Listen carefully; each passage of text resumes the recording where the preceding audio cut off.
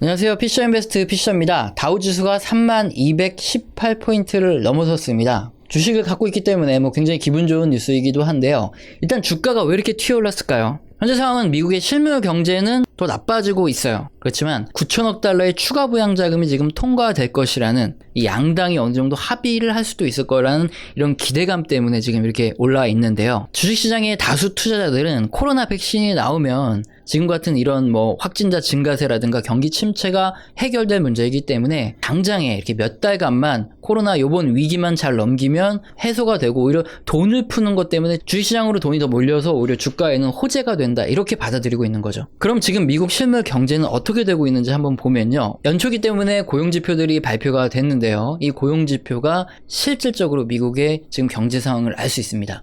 먼저 지금 띄워드리고 있는 게 미국 비농업 신규 고용지표예요. 농업 부분은 작황에 따라서 고용이 굉장히 많이 변할 수밖에 없죠. 그래서 농업을 제외한 나머지 전 산업 부분에서 신규 고용이 늘었냐 줄였냐, 이걸 알 수 있는 지표가 바로 미국 비농업 신규 고용지표입니다. 그래서 지난 4월과 5월에 역대급으로 일자리가 사라졌다가 그 다음에 6월부터 일시적으로 퇴직을 했다가 다시 복귀를 한 건데요. 상식적으로 6월, 7월 이렇게 급반등을 하고 나면 그 다음에는 점점 비농업 신규 고용자 수가 감소할 수밖에 없어요. 인구가 무제한으로 있는 게 아니기 때문에 어쩔 수 없는데, 그렇다면 지금 가장 중요한 건 속도겠죠. 지금처럼 이렇게 가파르게 하락을 한다는 건 별로 좋지 않고요. 일정 수준에서 계속 유지가 되어야지만 좋은데, 지난 11월 한 달간의 조사 자료가 12월 4일날 발표가 됐는데 24만 5천 명 증가했다, 이렇게 발표를 했습니다. 근데 시장 기대치는 48만 명 증가를 하는 것인데 기대보다 거의 반토막으로 비농업 신규 고용자 수가 굉장히 좀 적게 발표가 됐어요. 어쨌든 24만 5천 명이나 증가하면 좋은 거 아니냐, 이렇게 생각할지 모르지만 지금 우리의 기대감에 충족시키지 못한다는 거죠. 우리의 기대감이라는 것은 주식시장의 주가와 연관이 있기 때문에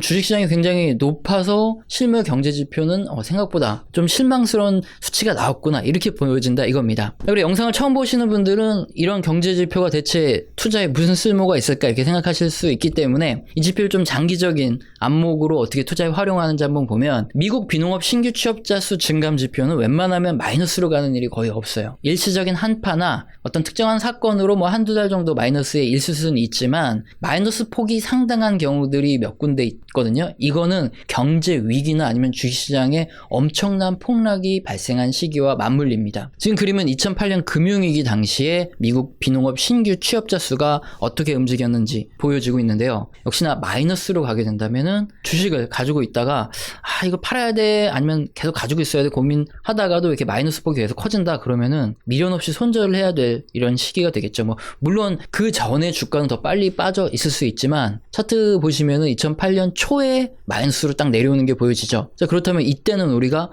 매도를 고민해 봤을 수도 있어야 된다는 거죠. 왜 이렇게 고용지표가 이렇게 주식시장과 아니면 미국 경기와 함께 잘 맞물려서 움직이냐? 일단 정부 소속의 로봇이 일자리를 전부 다 대체하고 우리 모두가 연금으로만 먹고 사는 그런 유토피아적인 세상이 오기 전까지는 경제활동은 결국에는 사람들이 하는 거죠. 그래서 일자리와 직결이 되죠. 사람들이 돈을 받아서 이 돈으로 소비를 하기 때문에 그 돈으로 소비가 되고 그 다음에 생산까지 나오기 때문에 가장 중요한 게 일자리라는 거죠. 그래서 글로벌 주식시장과 그리고 글로벌 경제 그리고 고용시장 간의 연관도가 아주 높기 때문에 고용지표는 이제 확실히 보셔야 실물 경제가 어떻게 돌아가는지 알 수 있습니다. 그러면 어떻게 활용하냐? 주식시장이 굉장히 과열 상태다. 그리고 경기가 다 너무나 좋아요. 그런데 이상하게 고용지표가 꺾여 내려가고 안 좋아지고 있다 그러면 이거 실물 경제가 나빠지니까 주식시장에 폭락이 올 수도 있겠네. 이걸 미리 준비를 하고 있다가 정말로 마이너스가 된다. 그럼 그땐 주식을 매도도 한번 고민을 해봐야 된다는 거죠. 자, 그리고 이 11월 비농업 신규 고용 증감 지수가 이렇게 좀 내려왔기 때문에 이게 그렇게 좋은 소식으로 보여지진 않는 거죠. 이게 계속 떨어져서 결국에 마이너스로 만약에 간다면 실물 경제가 엄청나게 안 좋아지고 있다는 반증이기 때문에 좀 조심을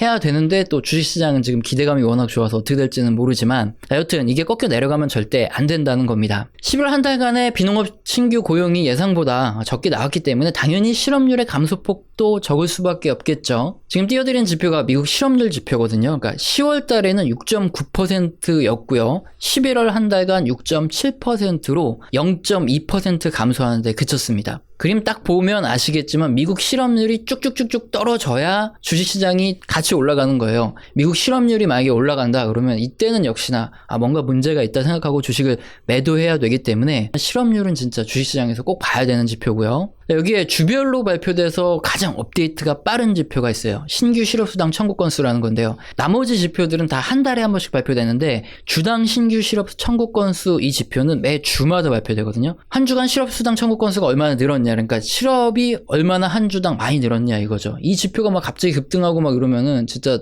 그때도 역시 주식시장의 하락을 예상해 볼 수 있기 때문에 주의해야 되는데, 지난 11월 3일에 11월 마지막 넷째 주에 신규 실업수당 청구 건수 이 지표가 집계돼서 발표됐는데 71만 2천 명이었어요. 굉장히 많이 청구한 거예요. 물론 이전에 워낙에 많이 청구했다가 지금 감소한 상태이기 때문에 지금 많이 줄어들었네 생각할지 모르지만 지금 수준은 거의 2008년 금융위기 이후 요 수준입니다. 코로나 확진자 증가 추세로 미국의 일자리 창출 속도가 현저히 줄어들고 실업이 굉장히 아직도 많다 이겁니다. 실물 경제가 이렇다 보니까 아무래도 주식시장이 올라가는데 좀 부담을 느끼는 사람들이 다수 나타나고 있는 것도 사실이고요. 고용지표 세 가지를 살펴봤는데요. 미국의 경제가 다시 코로나 이전으로 돌아가려면 무엇보다 중요한 게 고용이 정상화가 되어야 됩니다. 그래야 다시 지속 가능한 소비 상태가 유지된다는 거거든요. 이게 무슨 말이냐면 지금 당장은 미 연준과 정부가 찍어내주는 달러 있죠. 이걸 가지고 사람들이 소비를 하고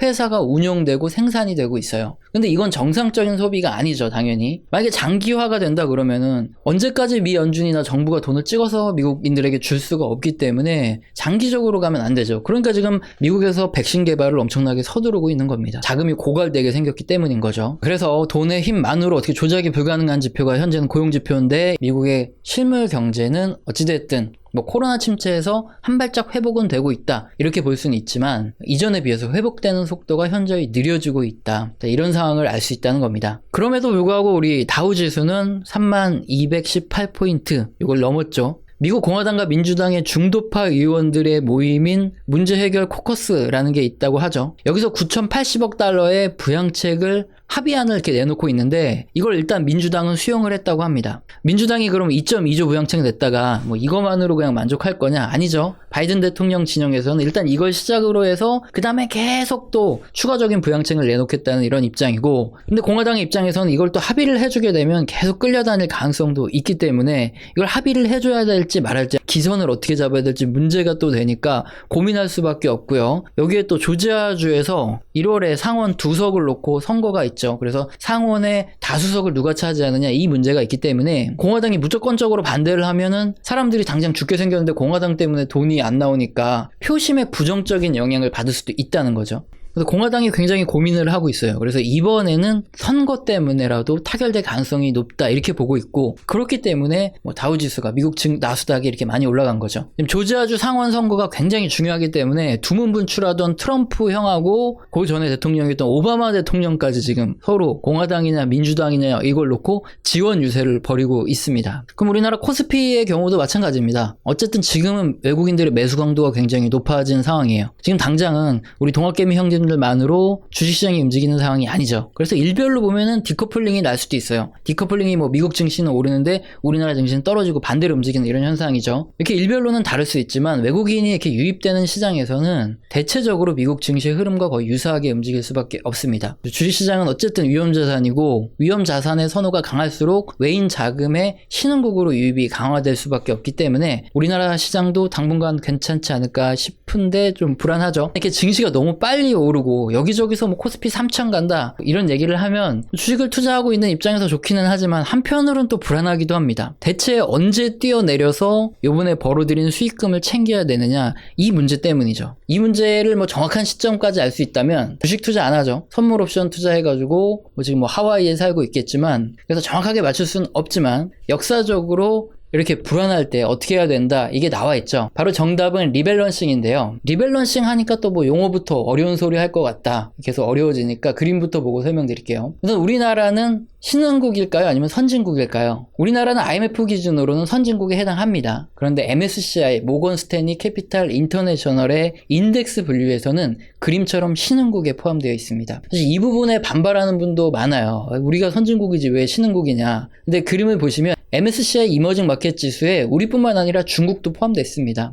특별히 반감을 가질 필요는 없어요. 얘네들이 그냥 분류를 하는 거기 때문에. 어쨌든 우리나라는 신흥국에 분류가 된다는 거고요. 그렇다면 이제 리밸런싱을 어떻게 하냐. 그림의 1번 포트폴리오는 우리나라 주식을 60%를 갖고 있는 거예요. 그리고 미국의 장기 국채를 40%의 비중으로 투자한 포트폴리오입니다. 그러니까 우리나라 주식 6대 미국 장기 국채 4 이렇게 투자한 거고요. 그림의 2번 포트폴리오는 우리나라 주식만 100% 투자한 이런 포트폴리오죠. 그리고 1년에 4번 분기에 한 번씩 6대 4를 맞췄는데 이게 변화가 있으면 그 비율로 다시 하는 거죠. 뭐 예를 들어서 최초에 한국 주식 60, 미국 장기국채 40을 맞췄는데 한국 주식시장이 확 올라가지고 7대3으로 이렇게 됐다 하면 수익난 주식 자금을 5% 정도 이동을 해서 6대4를 이렇게 다시 비율을 딱 맞추는 거죠. 이 작업을 1년에 4번만 한다 이겁니다. 이제 수익률을 어떻게 될지 그냥 우리 상식으로 상상을 해보겠습니다. 당연히 우리나라 주식 100%를 가지고 있는 게 수익률이 월등히 높을 것이라고 생각되겠죠. 어쨌든 주식은 위험자산이고 채권은 안전자산이니까 수익률을 어쨌든 갉아먹을 거기 때문에 주식 100%를 갖고 있는 게 수익률이 월등히 높을 거라고 생각을 하시죠. 그런데 결과는 그림과 같습니다. 그림의 푸른색이 바로 포트폴리오 1번이에요. 우리나라 주식 60% 그리고 미국 장기 국채를 40% 포트폴리오로 갖고 있는 거고요. 두 번째 이제 붉은색은 이머징 주식, 그러니까 뭐 우리나라 주식이라고 놔도 됩니다.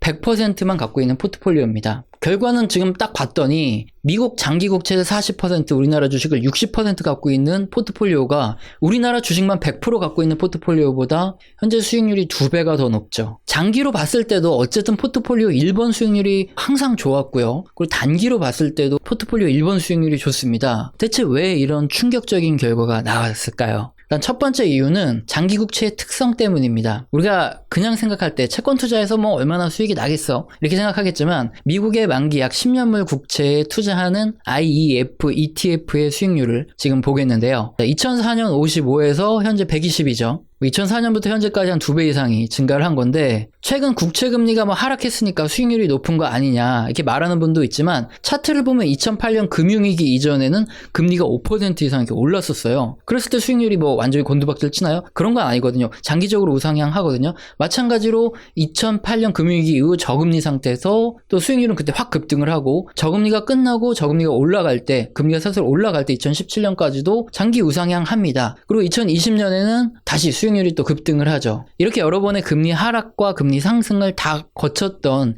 이 기간 모두를 포함한 2004년 이후 현재까지 수익률이 한 2.5배 정도 이렇게 낮다는 거죠. 우리가 그냥 상식으로 알고 있는 국채가 금리가 낮으니까 투자해도 전혀 수익이 나지 않을 것 같다. 이런 상식과 다르게 생각보다 수익률은 꽤 많이 나죠. 일단은 금리라는 게 돈이 풀어지기 때문에 장기적으로 저금리로 계속 떨어질 수밖에 없는 이런 특성도 있고요. 그리고 여기에 이자 수익도 계속 누적이 돼서 쌓이기 때문에 장기적으로 미국채 수익률은 우상향할 수밖에 없는 이런 상황이 계속 펼쳐질 가능성이 크다는 거죠. 앞으로도 당연히 돈을 어마어마하게 계속 풀어놓은 상황이고 뭐 이걸 수습하기 위해서 계속 돈이 더 들어가기 때문에 장기 국채 수익률은 뭐 이렇게 우상향하는 패턴이 계속 나올 수밖에 없다는 겁니다. 두 번째는 리밸런싱의 힘인데요. 셰넌의 도깨비라고 하고요. 이게 뭐냐 설명을 드리면 그림처럼 장기 국채는 등락은 있지만 대체적으로 우상향하는 자산입니다. 그런데 특히 금융위기나 주식시장에 이렇게 폭락이나 하락이 있는 구간에서는 안전자산 선호가 강해지면서 급등을 하죠. 여기다가 지금 그림의 원달러 환율의 경우에도 평상시에는 뭐 1,000원에서 1,200원 사이를 왔다 갔다 합니다. 환율을 맞출 수 있다. 이거는 뭐 거의 신의 영역이에요. 아무리 전문가들도 거의 못 맞춥니다. 근데 경제 위기나 글로벌 주식시장이 폭락하는 구간에는 거의 뭐 1,400원, 1,500원 이상으로 엄청나게 튀어오르죠. 미국채에 투자한다 이거는 위기 때 이렇게 환율이 급등하는 환율 상승분과 함께 채권은 어쨌든 장기적으로 우상향하고 여기에 역시나 폭락했을 땐 채권이 또 튀어오르죠. 이 두 가지 상승분이 곱해져서 주식시장이 폭락할 때 반대로 채권 시장에서는 어마어마한 수익률이 한꺼번에 나타나게 됩니다. 반대로 주식시장이 폭락해서 최초 주식이 6대4였다 이렇게 투자를 했었다면 비율이 뭐 4대6 아니면 뭐 3대7로 역전을 하게 되는 거죠. 만약에 2008년 금융위기 구간에 여러분이 주식시장이 반토막이 나서 3분의 1 토막이 나서 뚝 떨어진 상황에 채권 수익률이 치솟으면서 엄청난 현금이 딱 들어왔다. 이렇게 생각을 해보는 거죠. 이때도 기계적으로 리밸런싱을 해서 다시 주식 6대4, 그러니까 채권에 수익 난 걸 주식으로 옮겨서 6대4를 맞추면 앞서 살펴본 이런 일반적인 수익률이 나오지만 또 우리는 동학개미죠. 주식시장이 폭락하면 삼성전자, 뭐 다들 알고 계시기 때문에 만약에 그렇게 금융위기처럼 앞으로 이렇게 주식시장이 폭락한다. 그럴 때 만약에 현금이 와장창 들어왔다 그러면 당연히 채권 수익 난 걸로 주식 대형주 위주로 싹쓸이하고 좀 기다려 보겠죠. 이게 또 우리 동학개미 운동의 DNA니까요. 어쨌든 그렇게 해서 기다리면 되니까 이렇게 채권이 우상향하는 성질 그리고 이제 리밸런싱이라고 하는 비율을 계속 맞추는 1년에 한 4번 정도만 하는 이 셰넌의 도깨비라고 하는 장기 우상향하지만 반대로 움직이는 자산을 함께 보유했을 때 장기적으로 오히려 높은 수익이 나더라. 이것을 이용하는 겁니다. 그럼 지금 상황으로 다시 돌아와서 지금 미국 증시가 이렇게 3만을 넘어가고 있는데 앞으로 주시장이 더 갈 수도 있죠, 당연히. 근데 뭔가 왠지 깨름칙하고 언제 뛰어내려야 될지 굉장히 불안해 하시는 분들이 많아요. 그래서 이럴 때는 역시나 리밸런싱 뭐 비율대로 아주 조금씩 채권으로 이동을 하는 겁니다. 그래서 뭐 전량 다 매도해라 이게 아니라 수익을 실현해서 채권으로 조금씩 반대되는 자산으로 가는 거죠. 물론 뭐 미국 장기 국채는 앞으로 금리가 올라가면 손실이 날 수 있기 때문에 단기 채권으로 가는 게 맞고요. 달러 자산도 앞으로 더 떨어질 가능성도 좀 있기 때문에 달러 자산 반에, 그러니까 국내 단기 채권 반 뭐 이렇게 하는 게 더 좋을 수도 있겠죠. 그러니까 위험 관리에 맞게 이렇게 채권을 조금씩 옮겨가면서 수익을 챙기고 그렇게 하는 게 바로 리밸런싱이라는 거고, 그렇게 해서 장기적으로 이렇게 주식 하나만 몰빵하는 것보다 수익이 나더라. 이걸 설명드린 겁니다. 어느 정도 이해가 되셨죠? 그런데 제가 이런 설명을 드리고 나면 영상을 정말 대충 그냥 보시는 분들이 있어요. 그리고 또 이런 댓글을 달아요. 아, 이 영상 보니까 주식을 매도하라는 거다. 뭐 전부 지금 채권 사라는 거다. 아니면 뭐 전부 달러 사라는 거다. 뭐 이렇게 말도 안 되는 댓글을 다시는 분들이 꼭 있어요. 혹시라도 한번 영상을 보시고 이런 의문이 드신다면 딱 한 번만 더 돌려보시면은 제가 말씀드리는 뜻이 바로 리밸런싱이 뭔지 이해가 되실 겁니다. 깨름칙하고 뭔가 언제 뛰어내릴까 좀 불안하시는 분들은 리밸런싱, 포트폴리오 이론 요 2가지 셰넌의 도깨비를 이용해 보셔라. 이렇게 설명을 드리는 겁니다. 자, 오늘 영상도 마음에 드셨다면 구독과 좋아요는 꼭 눌러주시고요. 지속적으로 시청 부탁드립니다. 감사합니다.